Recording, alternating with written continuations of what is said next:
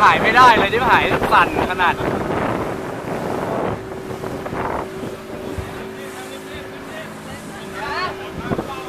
น้องเขาเบาเลยไอ้พี่เดี๋ยวพี่เข็นเอาไปเลยเขามีความสามารถถ่ายคลิปเดี๋ยวไปฝาก YouTube เย้